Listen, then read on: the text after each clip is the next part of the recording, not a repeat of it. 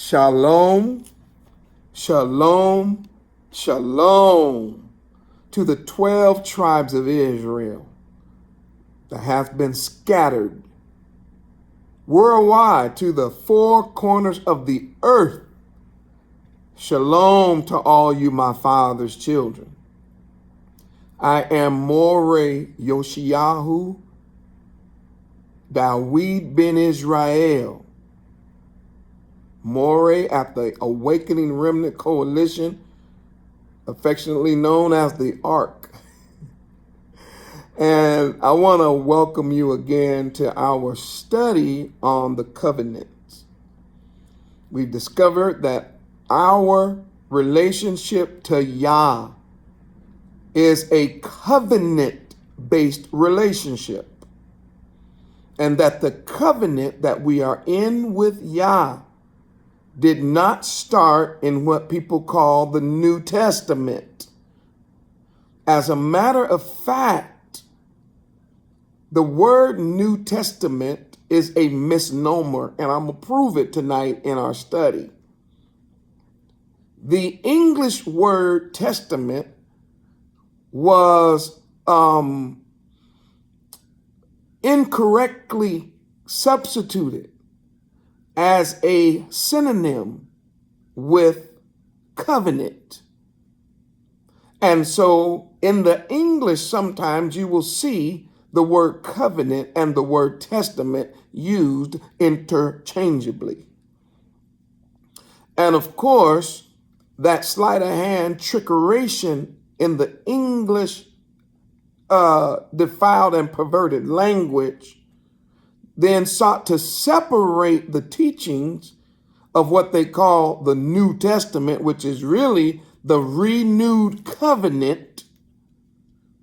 They seek to separate the people of the covenant from the covenant, and therefore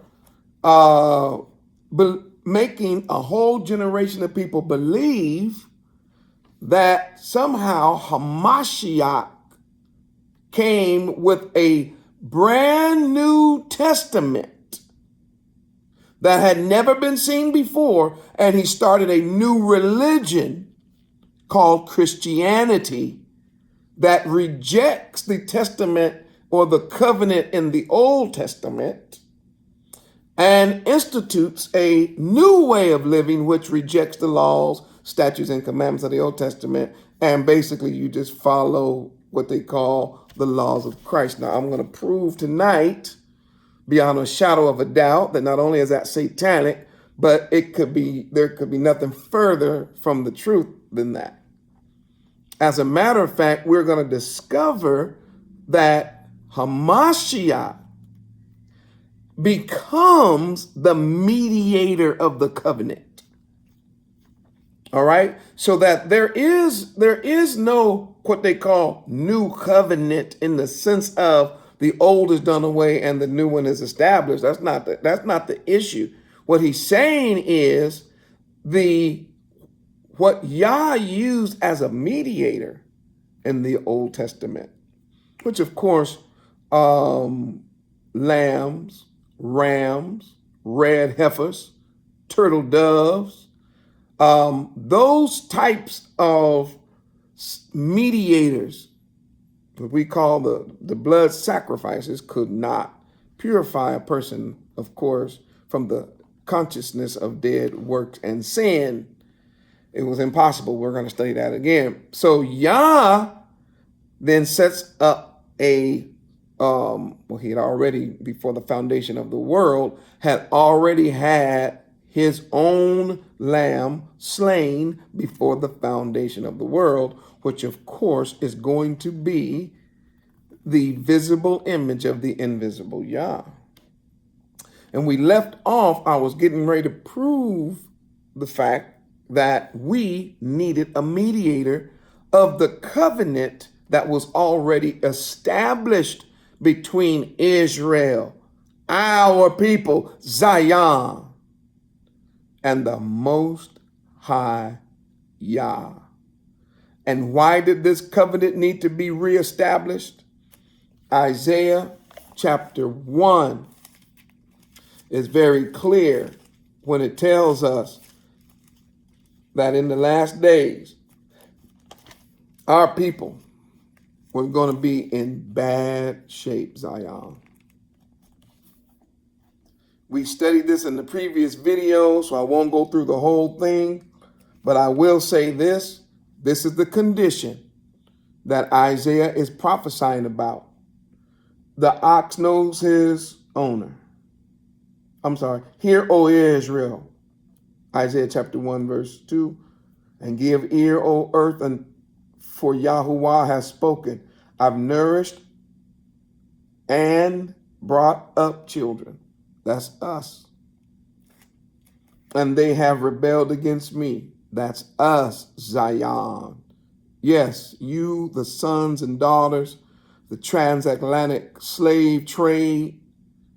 Yes, it's you, you 12 tribes of Israel that have been scattered worldwide to the four corners of the earth. He's talking about you. He's talking about me. And he compares us, he mentions like an ox and an ass in verse 3. I mentioned this earlier, but this is the situation that we're in. The ox knows his owner and his master, and the ass is master crib, but Israel don't know. And boy, ain't that the truth? Israel does not know that they are in a covenant. And they have so many questions like, why is all this stuff happening to us?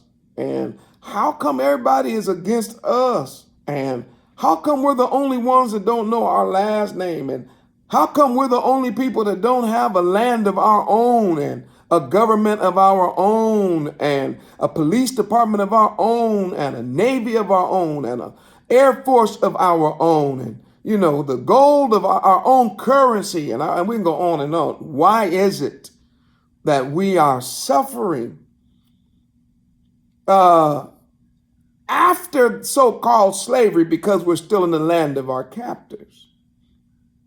And with all the so-called religious and so-called prayers to European gods ain't helping us.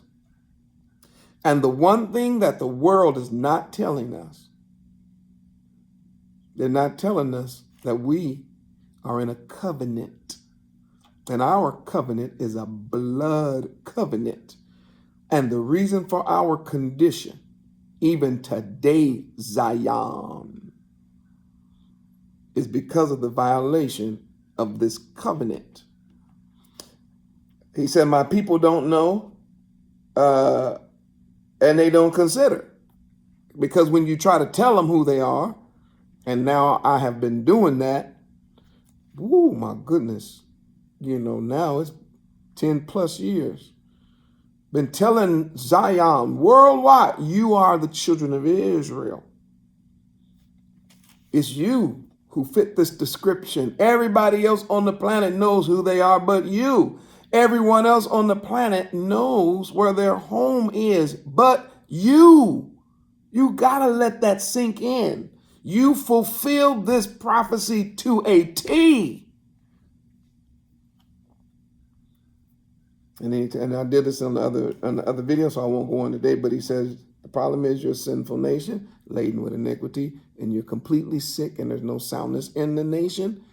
And as a result, there's no soundness in the families. There's no soundness in the individuals. He was like everything about us as a people is dysfunctional and sick.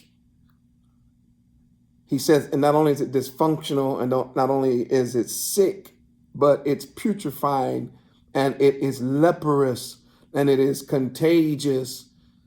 And you're so messed up, and we are so messed up as a people. We can't smell it. We can't see it. We think everything is cool, and we keep going through the motions like we have this great relationship with Yah, and Yah is saying, I ain't listening to you. All the prayers that you're making is an abomination. You're not keeping Torah. Even your prayer is an abomination. You profane the Shabbat. You profane the diet laws. You profane the laws of the family. You know, you people. And then you want to come worship. He was like, I'm not having it. So when we got down to verse 11, he says, what's the point, right, of all this? Because you're almost worse than Sodom and Gomorrah. So what's the hope here? Because Moreh just started off painting a very, very grim picture. In verse 18, he says, come now and let us reason together. So, wait a minute. You just told us that we're messed up and totally gone. You're like, yeah, I know, but there's the remnant though. And I want to reason with this remnant concerning the issue of life and death. Why? Because, and I said this in the last video, I'm not going to discipline or stricken you, is what he says, anymore. Why? It's going to just keep making you revolt more and more. So we need to reason. We need a mediator between us and Yah. And of course, he says, let us reason together. And that's the point. Says Yahuwah, though your sins be as scarlet, they shall be as white as snow. And though they be red like crimson, they shall be white as wool. Verse 19 is the qualifier. If you be willing and obedient. So just a quick introduction, exactly what I'm going to where I left off. He says this is all dependent upon whether you are, number one, willing. Because if there's going to be a mediation between Yah and us concerning the covenant, he's saying, first of all, you got to be willing to do what? You got to be willing to come to the mediator. Because if you're not willing to go to the mediator, there's no hope for you. So he said, first of all, you got to be willing. And number two, you have to be obedient. Obedient to what? Obedient to the covenant. The covenant is going to always be there. There is never a time, Zion, where we as a nation will operate outside. Now, we can violate the covenant, but there's never a time where there's going to be the removal of the covenant. Never. The covenant is never done away with. And I gave you a definition of mediator. I'm going to give it to you again. Very simple definition. I'm not going too deep because it's the same basic idea. Whether it's an English definition or a Hebraic definition, the idea is a go-between. Okay, it's a go-between. So a mediator is a person who attempts to make people involved in a conflict come to an agreement. That's a mediator. A person who attempts to make people involved in a conflict come to an agreement. And here it is, come now, let us reason together. We need to agree on something. He said, now let me tell you what will happen if we reason together. I will take your sin, though they be as scarlet. Boy, you can't get no more red than scarlet. They shall be white as snow. And though they be red like crimson, I'll make them white as wool. And so we have a beautiful promise given to Israel concerning the outcome of this reasoning together with this mediator who is willing, obviously has to be willing to die. Okay, so we need to understand, especially when we start talking about what they call the New Testament, we need to see that there is no testament, because there's a difference between what's called a testament and a covenant. And I will try to get to that before this particular video is over. If not, I'll pick that point up on the very next video. But for now, I told everybody, I said, now let us go to Isaiah. And I said, let's go to Isaiah 52.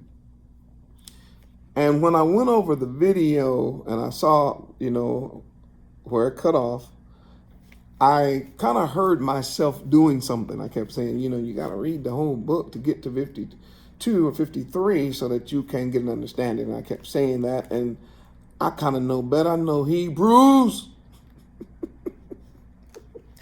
I'm not going to read no 52 chapter 9. Y'all just don't know. I can't tell you how many times I've been through Isaiah. Isaiah is becoming, to me, a very close and dear friend. Brother, cousin, this is my uncle, obviously, my relative. But, don't let numbers and chapters and all that, freak you out, Zion. And this is something that you could read in one sitting, easy. All right? So I was prompted to do something I'm going to do right now. I'm going to give you all some bonus verses. I'm going to give the world some bonus verses in the book of Isaiah. Remember that this is an Old Testament. Remember that this was written, probably like 700 plus years before Hamashiach. Almost 740 something years before. I'm talking about before. Imagine someone writing something today talking about something that's going to happen 740 years from now. Because when Isaiah wrote this, our Messiah was not going to be here for another 740 years. All right, so keep that in your mind, Zion, as you read Isaiah. This is what they call the Old Covenant, but I'm going to show you that this is where our new covenant is, Isaiah and Jeremiah. And I said, listen, you guys got to get familiar with these chapters. And then something touched me and said, Israel ain't going to do that. Maybe one out of the 10,000 people that watch this video, or 20,000 people might do it. So I decided to take you on a quick journey. Yes, from chapter 1 to chapter 52 within the next few minutes. We're going to do it together. And then after this video is over, then you are going to start reading Isaiah so that you can understand all of the middle part, all of the things in between these points or outlines that I'm getting ready to give you. All right, and we're going to walk through them together because we're going to focus on this mediator. Because when we get to chapter 52 and 53, then you're going to say, of course, now this makes complete sense. And of course it does anyway. But in most traditions, they want to start you in 53 to make you think that there's going to be some kind of new religion or new testament, when in reality, the mediator comes to ratify, or I should say to mediate, the covenant relationship with Yah and us. All right, so we're going to take a little journey. We're going to go on this journey together, Zion. I got my notes. What did I write? I got to make sure, yes, that I stay on topic. Because if I start reading all these verses, we're going to be here all day. So no, we're not going to do that. And by the way, I was reminded that, of course, in each video, I should give people an opportunity to share with the Ark if you believe that these teachings are worthwhile, if you believe that you are being helped and encouraged, that you would send something to the Ark, send something to help us and to keep us going. It is greatly appreciated. We continue to pray for you, and you continue to pray for us. And of course, there's several ways to do that. And to each of you who do, may Yah bless you. It's just going to help us keep putting in this work for Zion. All right. Isaiah chapter 1. Right? In Isaiah chapter 1, we find out we're messed up. In Isaiah chapter 1, we find out we're messed up. We find out we don't know who we are. We find out that we don't know our house. We don't know who our maker is. We don't know who our heavenly Father is. And we're sick, and we are wicked, and we are dying, and we are under judgment, and we are in violation of Torah to the point where even our feast days that we keep and we should keep have become worrisome to Yah. And our prayers he's not listening to. So that's how the book starts off. He said, Israel, this is your situation. And woo, Isaiah, you was on it, man. Cousin, I know you were looking at us today. And in chapter 1, he says, come now, let us reason together. So what the very first thing we get from Isaiah, he says, but I've got a plan, but you got to be willing and you have to obey.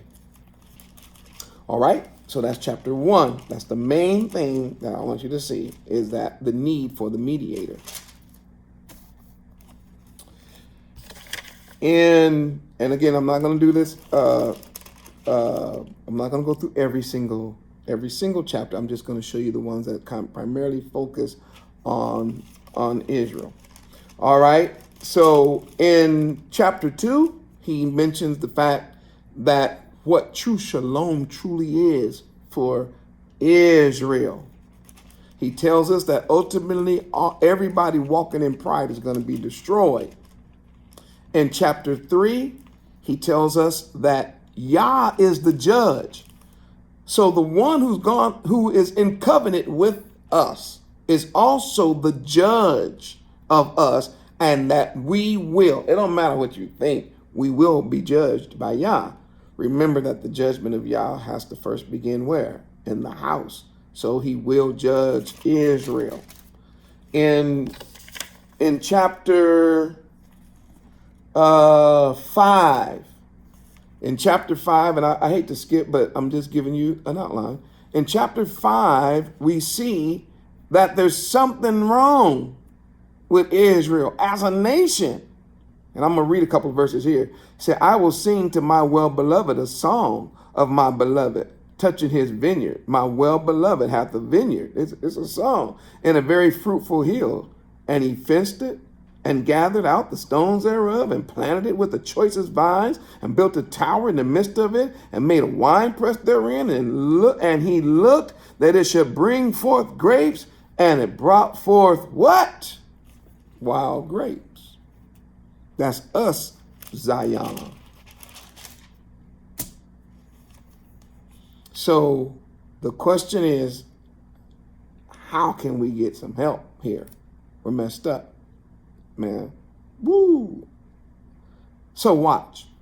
In chapter 6, it's very interesting. He says, in chapter 6, Isaiah said, in the year that King Uzziah died, I saw the real king. You saw who? I saw the King Yahoshua, Hamashiach. Woo, I can't do that tonight. We'll be here all day. And he was high and lifted up, and his train filled the temple. Go back and listen to the previous videos. We dealt with that already. He says, I saw the king. So now he says, watch where we are. I saw the condition of Israel, how terrible it is. Y'all put out a call. Come now, let us reason together. I can fix you. And then he says, but the nation is really, really messed up. He says, and I did all I could to make this a prosperous and fruitful nation, and it ended up being terrible. He said, and then after I saw that vision, he then showed me himself. So when he sees the king, what he really, or who he really sees is the mediator of the covenant. But he is looking at the resurrected mediator of the covenant. He's showing us right here the end game in chapter 6. He's like, I saw him already sitting high and lifted up, and the train filled the temple. And I told you that had a reference also to the fact that all of his enemies have been subdued. And so that is what motivates Isaiah to talk about to prophesy the rest of the whole book. He was like, I saw the end. Our king wins, everybody else is destroyed, and only the people that keep the covenant are with him. That's it. That's it. And after I saw the end and I see the destruction of everyone else that's not in covenant with him, then he asked, who's going to go and tell people this? And he said, I'm here, I'll go. Well, first, he almost died. It's not funny, but he was like, oh man, I'm dead.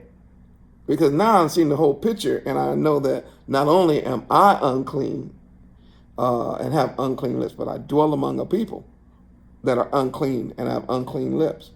And the seraphim touched his mouth and said, go and preach. He said, you need to go tell them how this whole thing winds up, that all the enemies are killed and all of Israel who was not in covenant with me or who is in violation is also destroyed. So we get the end of the book. In the vision is what he's seeing. And now we go back to understand, now this is why he's going to give us the rest of the book. All right. So I really hope you understand that. Okay. And then, of course, he said, whom shall I send? Isaiah said, here am I, send me. I'll go tell everybody that you, as the great mediator, which also means then you must be the resurrected king and high priest, and I can go on, and prophet, as the great resurrected mediator, a mediator of the covenant, you reign as king and everybody is subdued unto you. All right. So now watch this. Since he saw the king, now from chapter 7 all the way to chapter 53 with a break in the middle to talk about the judgments of the nations that he subdues. He's going to, I'm going to get there. He's going to do a break in the middle to prove how many nations he's going to subdue, which is basically the whole known world, which then proves the point or proves the vision that when it's all said and done, every nation's under his feet. There's a big chunk of Isaiah just dealing with all the nations that are around Israel. He deals with Israel and Jerusalem and Judea and of course, but there's a lot in here about how every other nation is going to be judged by him when we get into it. But he starts off by now giving you all of the pictures that you're supposed to put together easily to see Hamashiach, to see the mediator of the covenant. He sees him in chapter 6, high and lifted up, had done all the work, seat at the right hand of power. All the nations are subservient to him. And then he starts in chapter 7 telling you and me how to know him when he gets here. All right? Now, we're going to go faster. Watch this. Watch this. In chapter 6, he said, I saw the king. In chapter 7, he says, now let me tell you something. He's going to be born of a virgin. Therefore, Yahuwah himself will give you a sign. Behold, a virgin shall conceive and bear a son, and his name shall be called Emmanuel, which is interpreted, of course, Yah with us. So the first thing we see is that, now look, this king right here is going to have a different kind of birth than anybody else. So this is, of course, a future prophecy of Hamashiach, and you can go ahead and read the rest of that chapter. All right. Then if you go to chapter 9, now we know he's virgin born, but in chapter 9, we find out in chapter 9 with verse 6. Watch this. He's still describing the king. Watch this. For unto us a child is born. For unto us a son. So it's not just a child like a daughter. It could have been a daughter, but no, the prophecy is a son is given, right? And the government shall be on his shoulder. Everything, all of the government of Israel rests on his shoulders. The whole government of our nation of people rises and falls on him. And his name shall be called Wonderful. I can't comment on all these. It's too much. So I'm just going to do mainly reading tonight. His name will be called Wonderful. Why? He's giving you a chance to come back. Counselor. Listen, Isaiah chapter 1. Come on, let us reason together. So his name, so one thing he's gonna do is a counselor. He's gonna tell you what to do. The mighty Elohim, or the mighty Yah. What? Are you telling me that a child is gonna be born who will be called Yah? Of course. And we know his name is Yahoshua. Yah is salvation. What else? The mighty God. You can't get away from that. Yahoshua is what y'all call, what the English says, God. Yahoshua is Yahuwah. He's the visible image of the invisible. Yah is his, of his own confession and profession, and of course of the people of the apostles and disciples, of course. Watch this. If you say, well, he just called that, what about the everlasting Father? So how is the Son, this prophecy right here, unto us a child is born? How is this child that's born, the Son that's given, be the everlasting Father? How is the Son the Father? And Philip asked that same question. Show us the Father. Hamashiach said to Philip, you've been with me all this time and you don't know me. Have I been with you all this time and you don't know me? When you have seen me, you've seen the Father. What does that do? It proves and fulfills the fact of this one line right here, the everlasting Father. Yisrael only has one Father, and that is Yah. Remember, he said, I nourished and raised up children in chapter 1. What else? The Prince of Peace. Now, that word prince means the one who is the main person, like we would say the principle of peace, right? So when we say the Prince of Peace, we're saying that there is no one higher than him. It's not like a king, a prince, and a king of peace and a prince of peace. That's not the picture. The idea behind this particular title, the Prince of Peace, means that there is no one that can bring shalom like him. Nowhere. Period. And the increase of his government, verse 7, and the increase of his government and peace, there shall be what? No end. There's no end.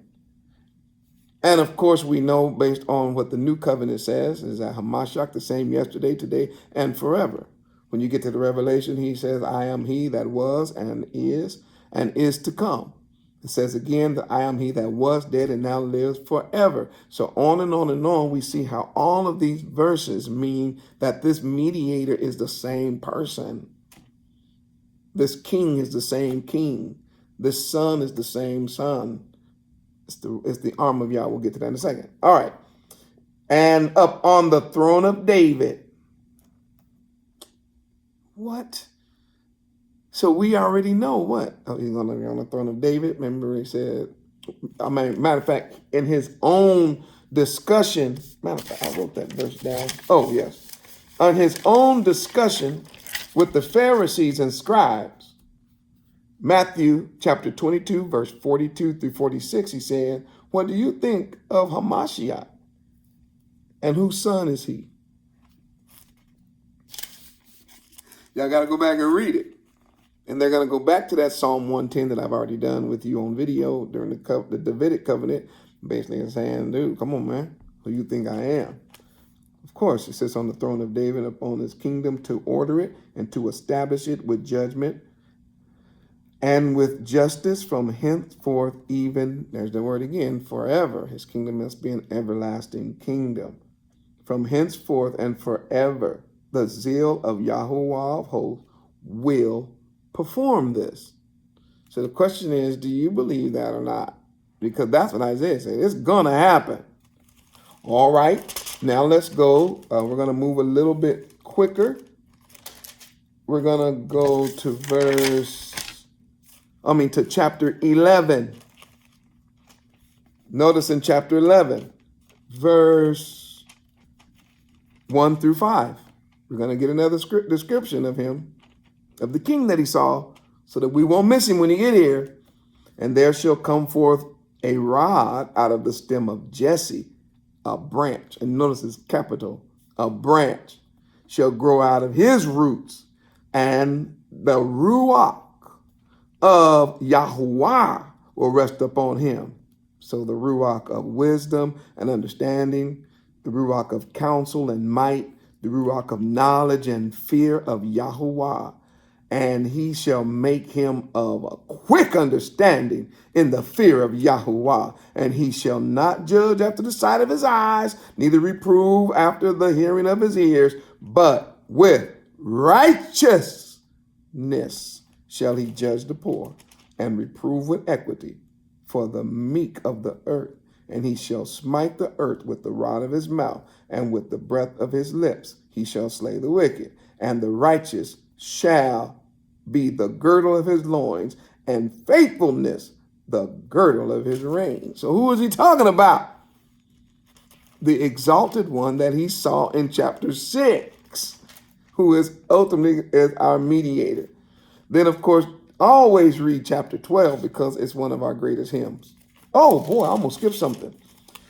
When in chapter 11, we also see that he prophesies that this king is the king that brings us home. And we're not talking about just from Babylon now.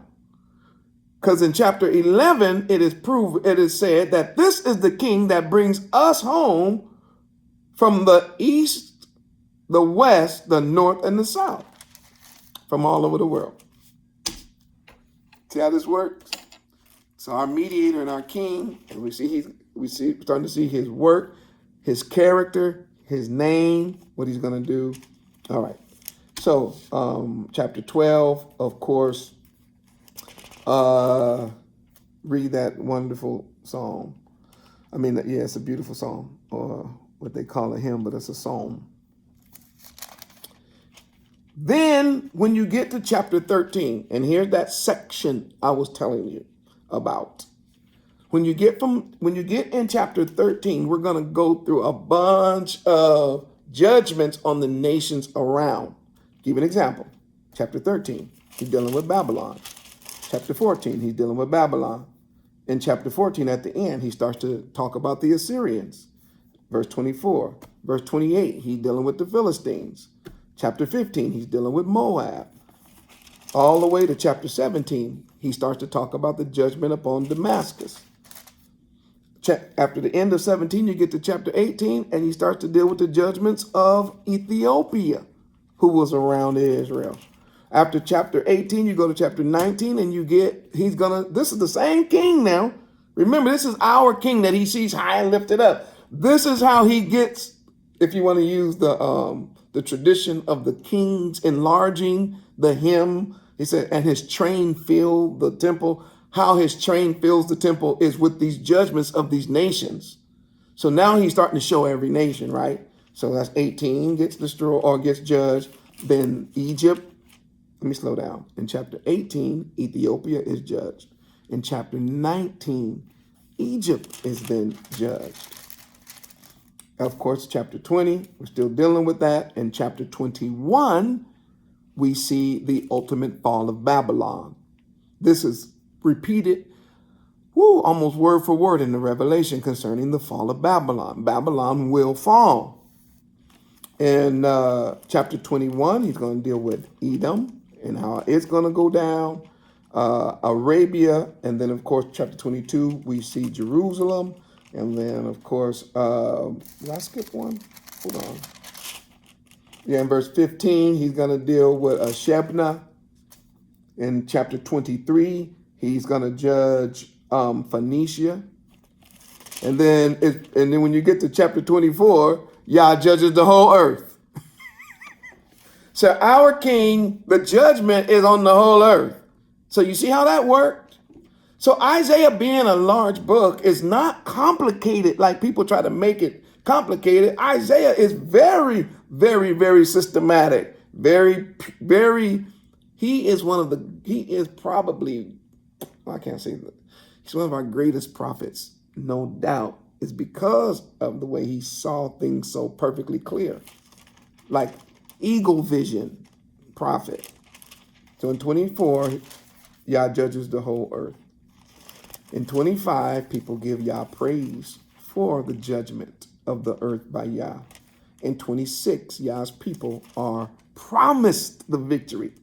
In 27, the people of Yah are delivered from captivity. In chapter 28, then we see the judgments against some of the tribes of Israel. Of course, Ephraim is judged, Jerusalem is judged, and very important that we see again why. And I want to just look at verse 16. Therefore, thus saith Yahuwah, behold, this is chapter 28, verse 16.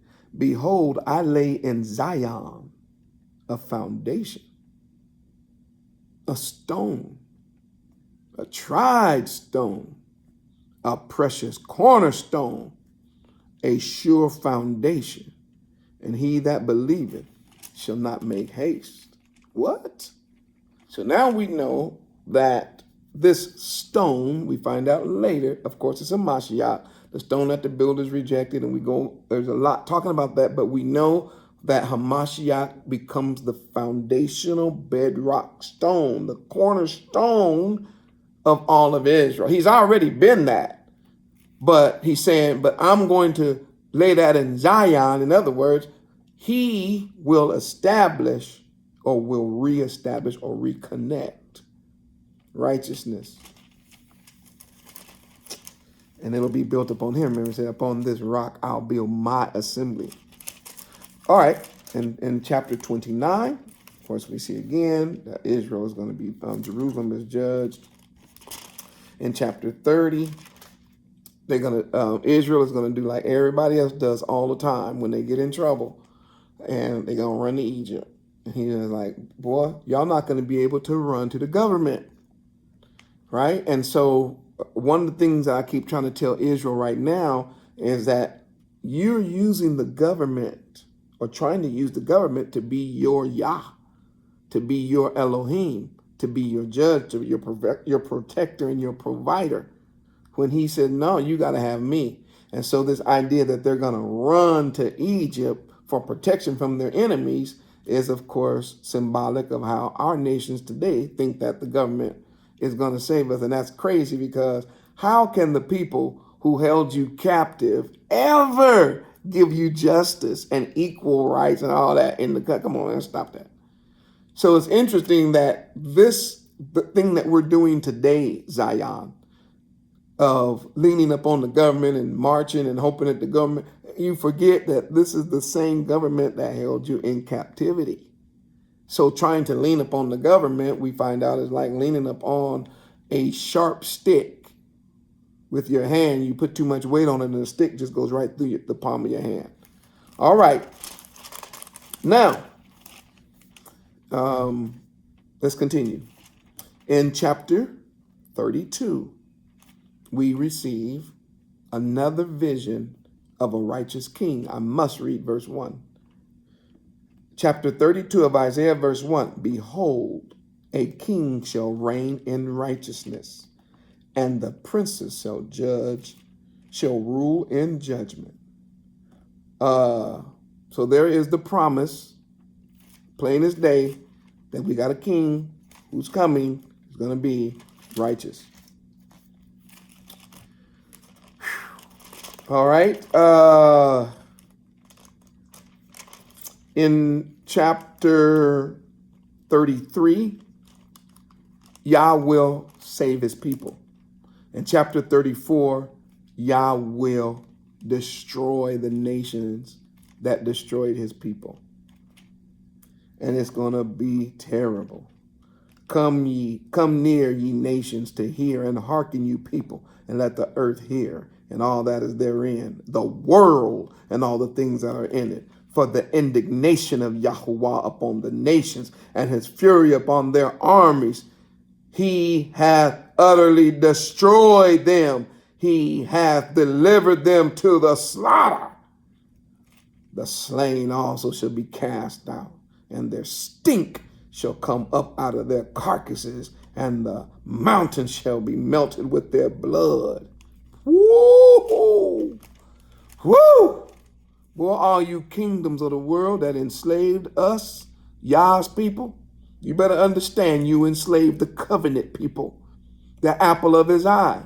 And Isaiah is talking to you.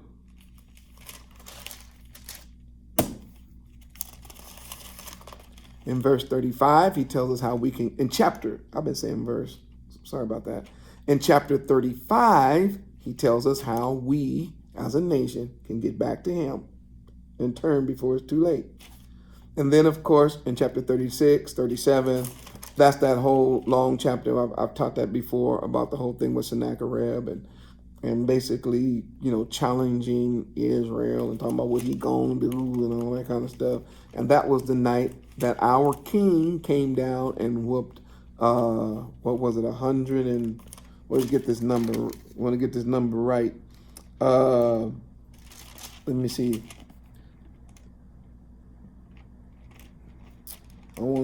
It was something like 145,000, 185,000.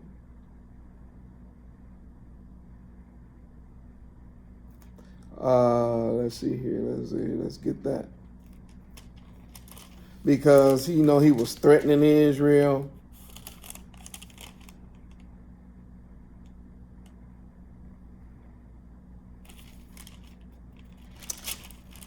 But it was over 100,000. All right. Then, of course, and the only reason why I can't find it just right now, because I don't have, if I had my Bible in front of me, it would be because I got it all highlighted. But anyway, I'm using a different Bible tonight. In chapter 40, Israel is comforted. Okay? And of course, that is that most famous, you know, chapter that people read when it says, even the youth shall faint and be weary, and the young men shall utterly fall, like verse 30. But they that wait upon Yahuwah, and that word is not wait. That word is not the English word to just wait around. That word is serve. It's the idea of being a waiter. It's waiting for the orders given to you by Yah so that you can fulfill the covenant. Everything is about the covenant. So they that wait upon Yahuwah, that means serve him, will renew their strength. So serving Yah allows us to what? Because a waiter obeys. That's why when you go to a restaurant, they ask you, what would you like? And then we call that person a waiter.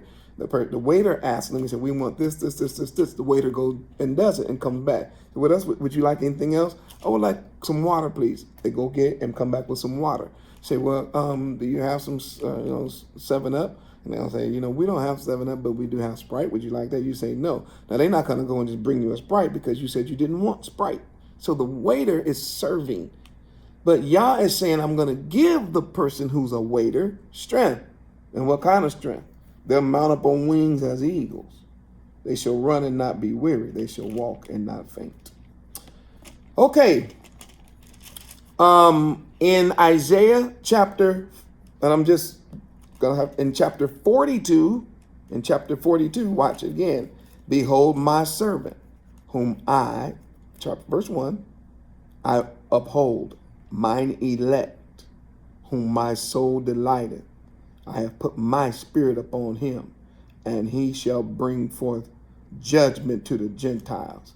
He shall not cry, nor lift up, nor cause his voice to be heard in the street. A bruised reed he shall not break, a smoking flax he shall not quench. He shall bring forth judgment unto truth.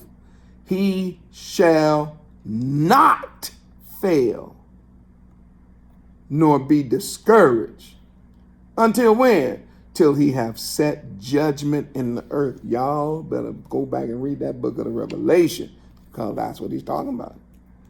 And the isles shall wait for his law. Whew, I could just keep reading, but I got to keep going. I'll never get to where I'm, or in this message where I said I was going to go. All right, then in chapter,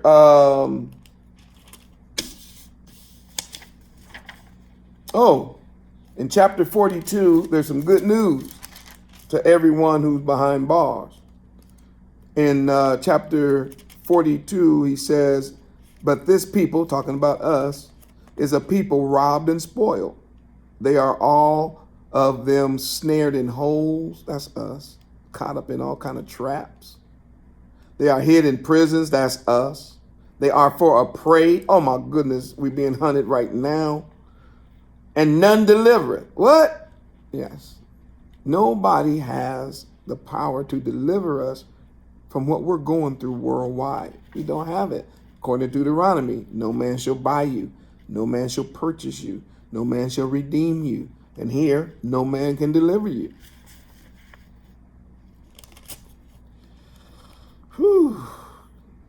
And for spoil, and no one saith restore. Nobody even wants to give us reparation.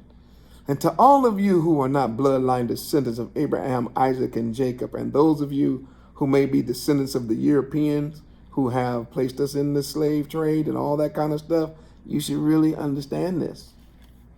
That idea of reparations not being given to us and everything that was taken never being restored to us is what? Prophecy being fulfilled. Another verse proving who we are and whose we are. All right. And now when we get to chapter 44, we find out that we only have one Redeemer. Now that starts to get deep. In chapter,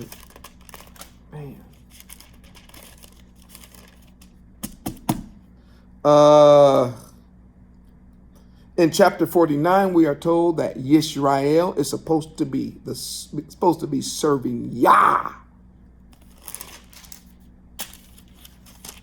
We were made for him. In chapter 50, he's talking about the fact that we are supposed to turn back to Yah and place our trust in him.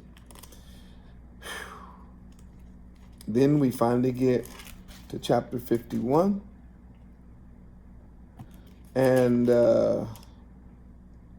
he tells Israel what they've gone through and how they're going to start to come out. And in chapter 52, he says there's going to be redemption. And in chapter 52, verse 7, how beautiful upon the mountains are the feet of him that bringeth good tidings and publish peace, that bringeth good tidings of good, that publishes salvation. That's Yahoshua. That publishes Yahoshua. That saith to Zion, your Elohim is the one that is in control. Your Elohim reigns. And so the watchmen shall lift up their voice. With the voice together they shall sing, for they shall see eye to eye when Yahuwah shall bring them again. All right? And then when you get down to here, to verse 13, where I was yesterday, and we're in Isaiah 52:13. Behold, my servant shall deal prudently. There it is again. It's coming. He's going to be exalted, very high. And many were astonished at his vestige. His vestige was so marred more than any man. They beat and whipped our King Yahushua all night long. They scourged him. They beat him. They buffeted him. Bruised and beaten so much that he was unrecognizable. The only picture that I can help relate this to is, and I don't hate to bring back, memories, but do y'all remember Emmett Till? how beautiful he was, as how he looked. And after that European American lied and said what he did, then they took him out and beat him until he was unrecognizable. And his mother was the one who said, don't close the casket. I want the world to see what they did to my boy. Then come and find out that that woman was lying. She was a demon. She was demon possessed. She lied. And that pretty child vestige was so marred.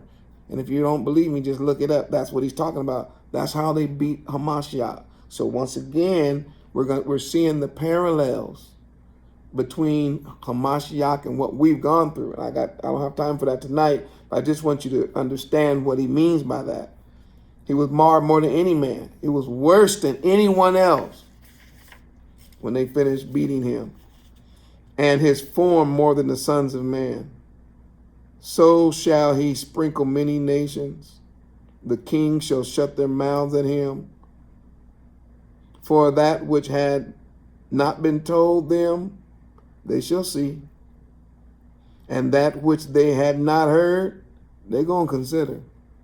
Now here's the question. Verse 53. Who have believed our report? That's how you get there. Zion. Did you hear everything that Moreh said to this point? The question comes down to, do you believe it or not? Everything I said about how he was born, what he was going to do, the judgments, his works, the deliverance, the spreading of his people, the bringing back of his people, the restoration of his people, the destruction of the enemies, all the prophecies that have been mentioned to this point. When he gets to chapter 53, that's why I said in the last video, I really hate to just go to 53, and that's why I spent this time to get you to this point. Because when you get to 53, now the question is, do you believe all that has been said so far? Do you believe it? And then he wants to know this. To whom has the arm of Yahuwah been revealed? Have you seen his strength? The very hand of Yah. Question. Have you seen, or has the arm of Yah been revealed to you? Has the strength of Yah been revealed to you? Has the visible image of the invisible Yah been revealed to you? Has the salvation been revealed to you? Watch. Has the mediator of the covenant been revealed to you? Moreh. Oh, yes. I got to go there because that's what we're talking about, the covenant. Watch. He shall grow up before him as a tender plant. He, Hamashiach, will grow up before him, Yahuwah. And you see how these heathens didn't capitalize these verses. It's all right. That's why I'm here, to help set the record straight. And a root out of dry ground. What? Oh, yes, because by the time he got here, Israel was in wickedness. When you read the birth of Hamashiach, our nation was full of liars, adulterers, fornicators, drunken, eating all manner of swine flesh. When Hamashiach got here, there was sicknesses and bruises and diseases and cripple and demon possession running wild.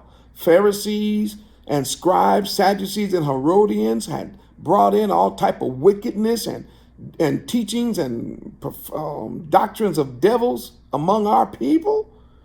And yet in the midst of the worst condition, besides this condition we're in right now, but up until then, this was the worst condition Israel had ever been in. And here comes a root out of that dry ground.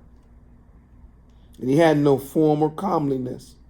And when we shall see him, there is no beauty that we should desire him. But that was a terrible translation.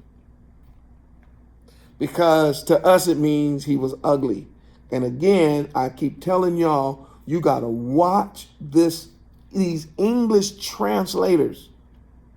What these English translators keep doing is they keep making mockery of us because they know this is a black book. It's an African book. It's a Negro book. And they always got to put like a little slight in it. And the idea behind the Hebrew, of course, we already know he's wonderful as a counselor and all that. So they try to say, but he's ugly. And I've got other videos on that. The Hebraic word don't mean that. The problem is he is not attractive to us because we are so dysfunctional and dirty and ugly. So instead of seeing him as the son of the, because we already know physically speaking, he had to be beautiful. He's one of the sons of David, right? And David was beautiful. That means he's beautiful. So we're not even dealing with the physical beauty. We know he's beautiful. So what is the issue? We don't like him. We don't want him. He doesn't have anything that's beautiful to us because he's bringing to the world, to the nation. Remember, he's bringing the covenant. He said, don't think for once in your life, I'm coming to destroy the law and the prophets. I'm here to fulfill it. I'm here to satisfy it completely. I'm here to teach it like it's supposed to be taught and live it. And then, of course, he's going to give his life. Why? He's the mediator of the very covenant that he came to enforce. And people don't like that. That's why eventually they end up crucifying him. We'll see that in the same passage. Oh my. He is rejected of men, a man of sorrows, and acquainted with grief. And we hid, as it were, our faces from him. And he was despised, and we esteemed him not. Verse 4. Surely he has borne our griefs and carried our sorrows. And yet we esteemed him stricken and smitten of Yah and afflicted. It's unbelievable that we didn't even, we didn't bow down. I'm talking about the whole nation. And basically, Isaiah is prophesying the fact that when he is ultimately sacrificed and have to suffer for the cause, the nation really didn't even feel nothing. But he was wounded for our transgression. The mediator, the go-between. He was bruised for our iniquity. The mediator.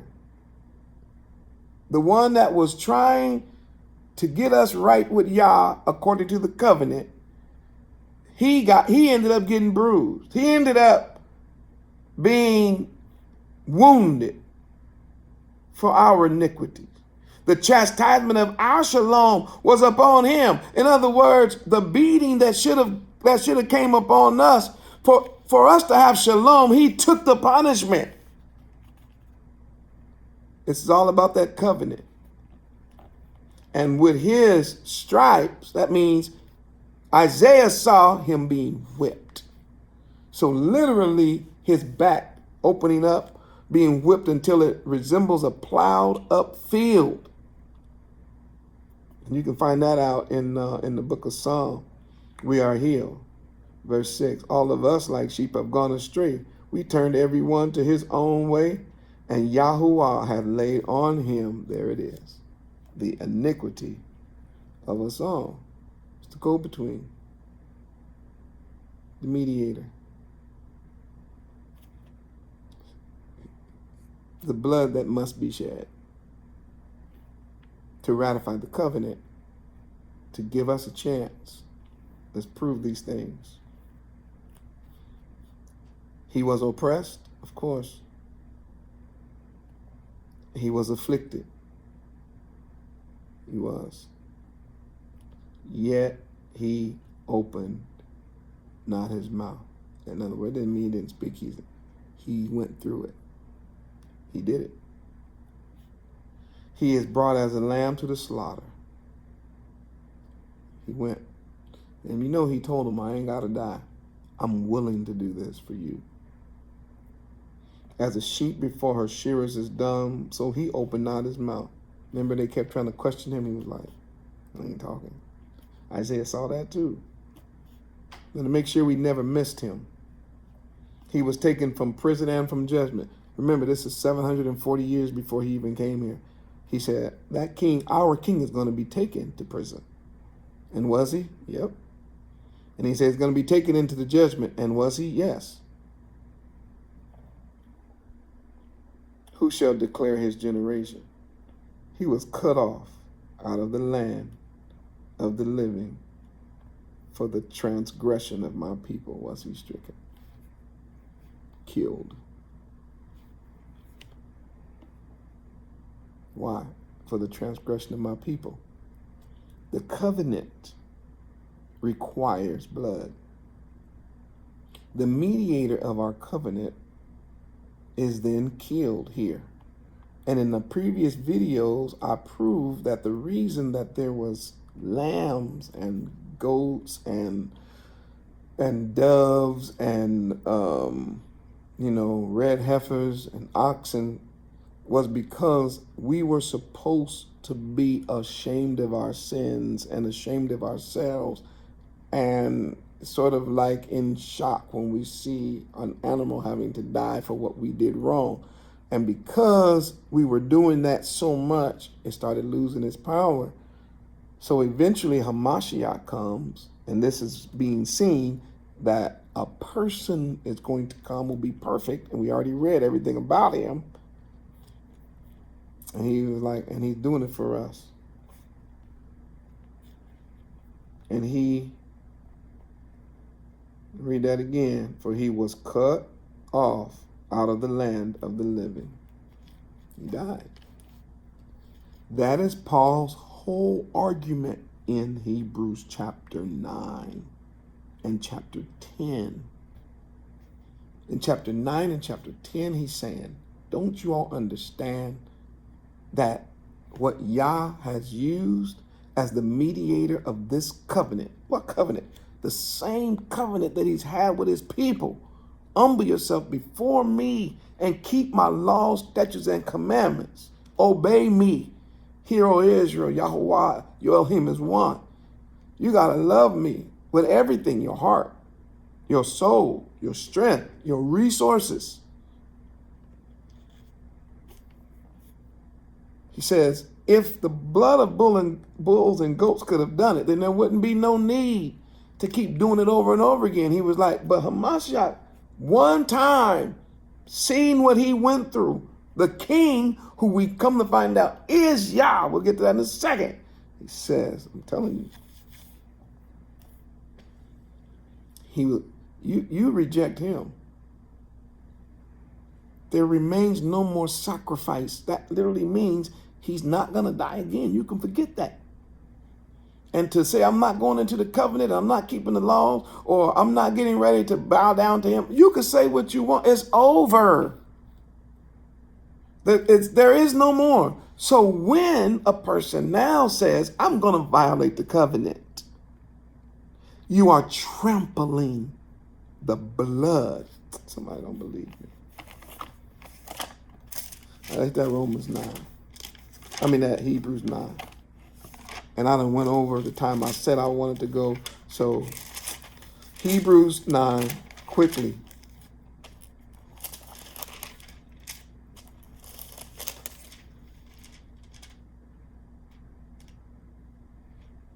No, let's go to 10. I'm going to skip because I've already dealt with that.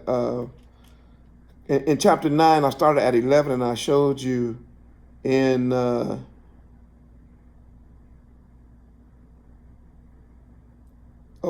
in chapter 9, verse 11, but Christ, that's a Mashiach, being come and high priest of good things to come by a greater and more perfect tabernacle, not made with hands.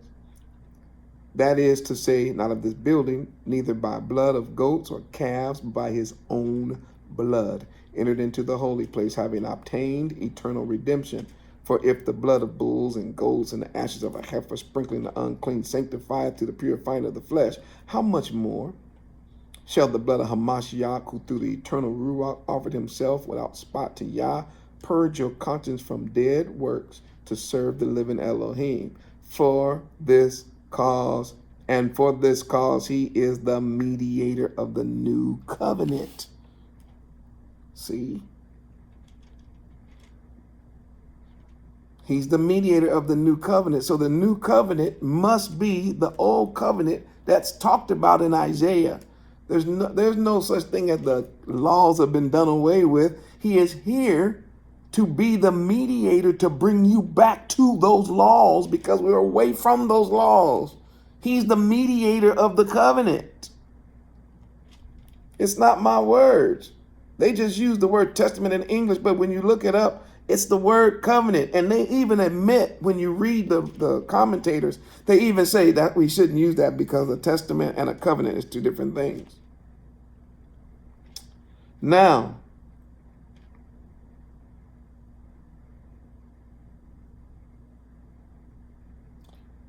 let's see here.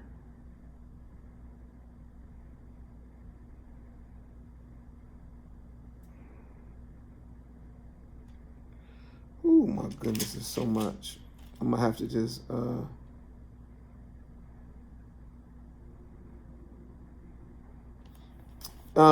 go to chapter 10, verse 15.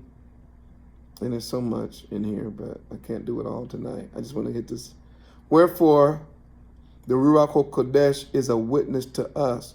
For after that he had said, this is the covenant that I will make with them after those days. I will put my law, there it is, my Torah, into their hearts and into their minds, and I will write them. So there's no getting away from the law. He said, no, I'm going to take my law and put it in their heart. Same law.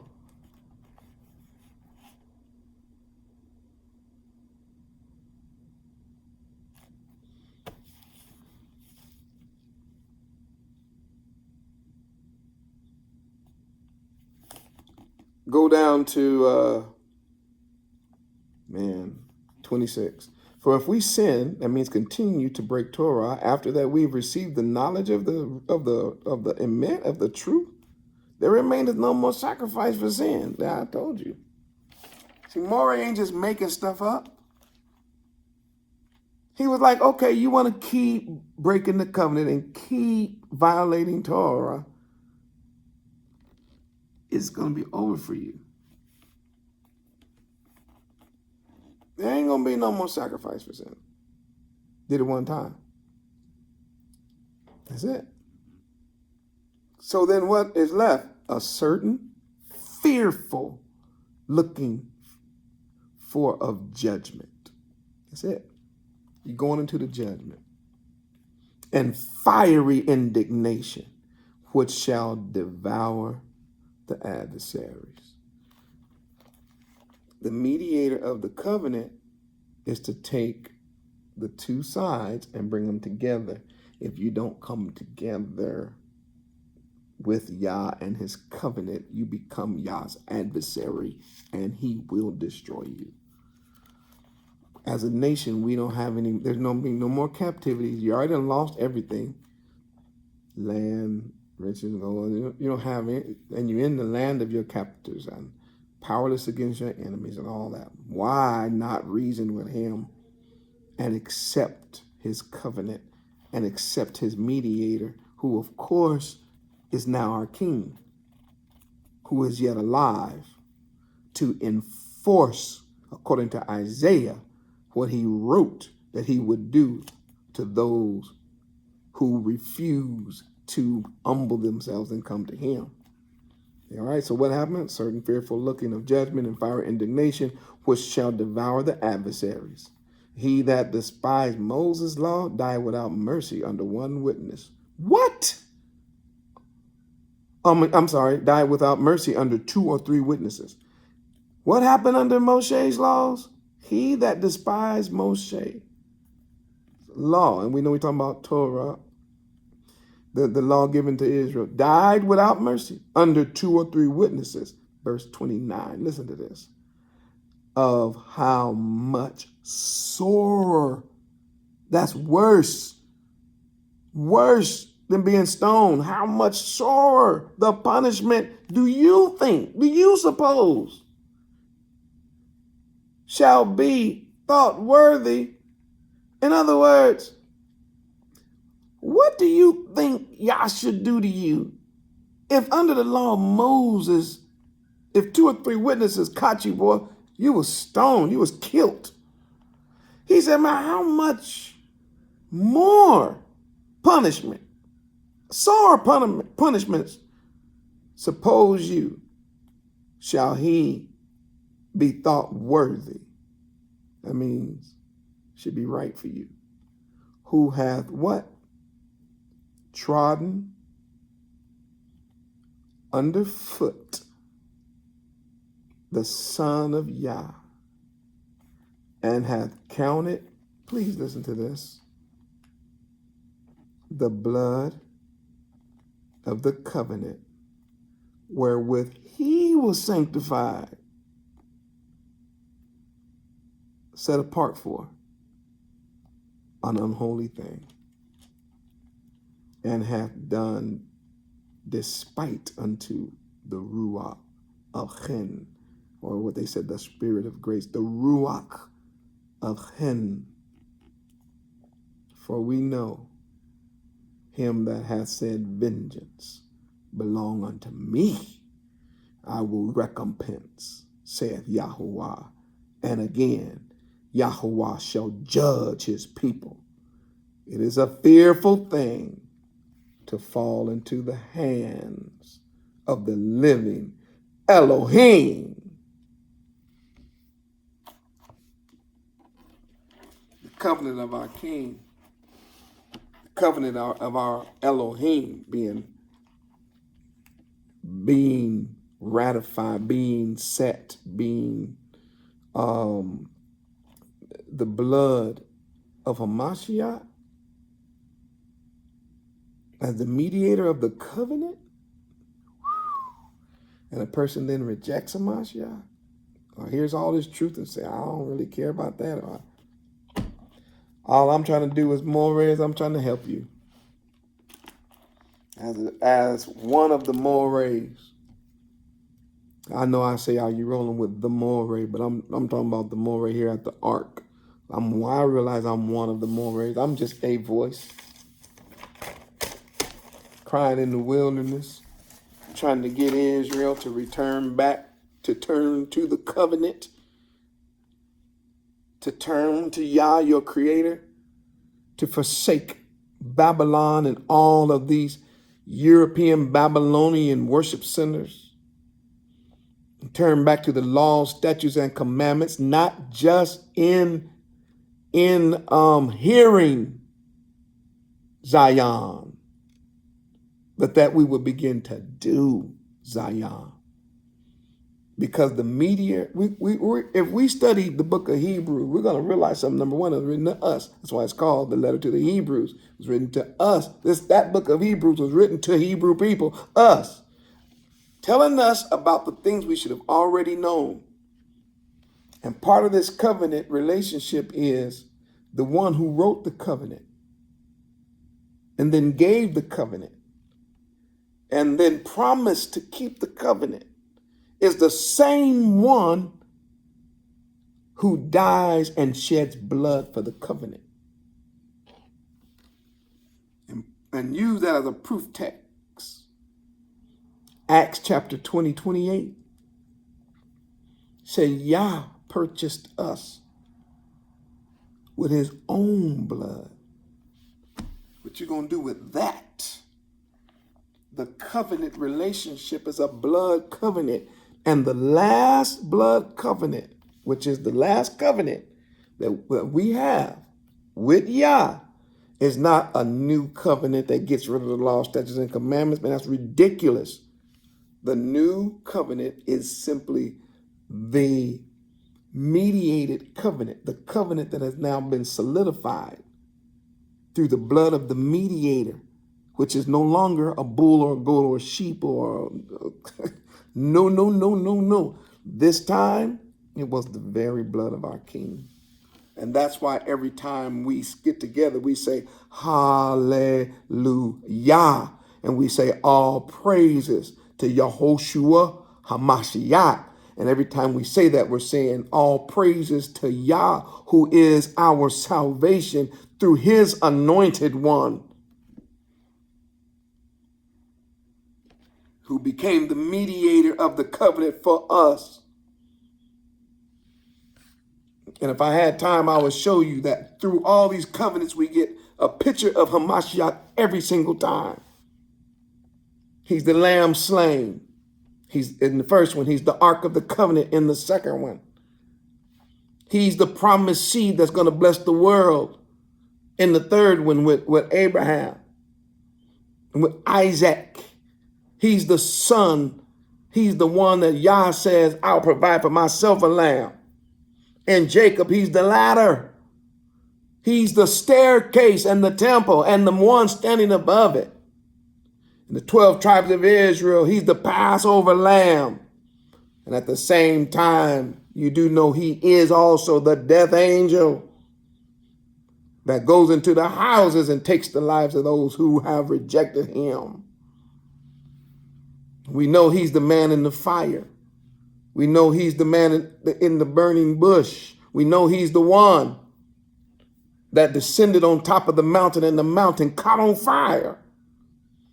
The covenants of Yah that was given to our people. Every time we see it, everything about the covenant is him. We realize that when he went into covenant with Aaron, let's start with Moses, right? He is our lawgiver. He went into covenant with the tribe of Levi and with Aaron, which makes him our great high priest, greater than Aaron after the order of Melchizedek. When he goes into covenant with David, he becomes the greatest king. He is the King of kings and the Master of masters, the one in whom David himself, Dawid, bowed his head down to. And in the renewed covenant, he is the risen Savior who was dead and is alive forevermore. So Zion, I pray that these studies have been encouraging to you. And I do realize that much of this information is brand new, not only to Zion, but for most people in the world, because Abba Yah has opened the meaning of the books to us today, Zion. And with the books open, we can now see who we are and whose we are and the covenant that we are in with him. And I'm realizing something. Only the remnant is going to get it. Pray that you're in the remnant. Ask Abba Yah to open your heart and your mind, to turn to him. Humble yourself and beg him, plead to him, your king, to wash you and cleanse you and make you ready for that great day. One love, Zion. Been with you for a while this evening. I pray that you will go back over these lessons and these verses, and there's so many more that, of course, time would fail me tonight to be able to reach them all. Continue to pray for me as the Moreh here at the Ark, that I can continue to study this Bible and get an understanding so that I can see it. And once I see it, as always, I'm going to show it to you. One love, once again. If these messages that are going forth, this research that we're putting forth, these scriptures are helping you in the insights, then consider supporting this work.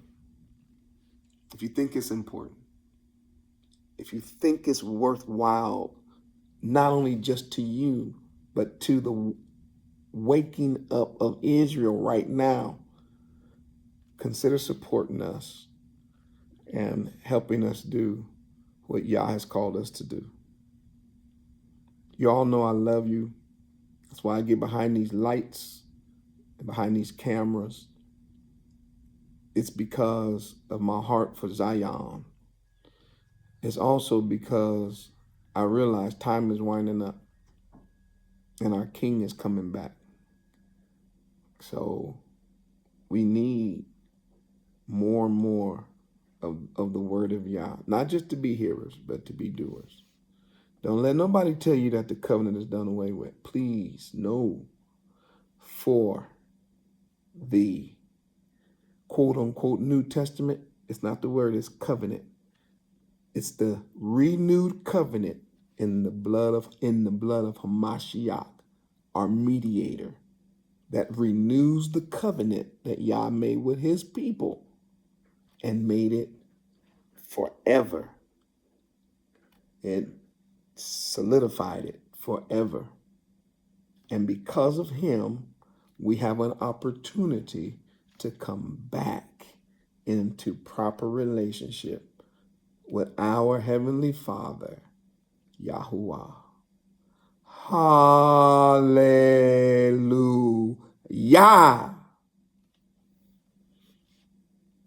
Shalom.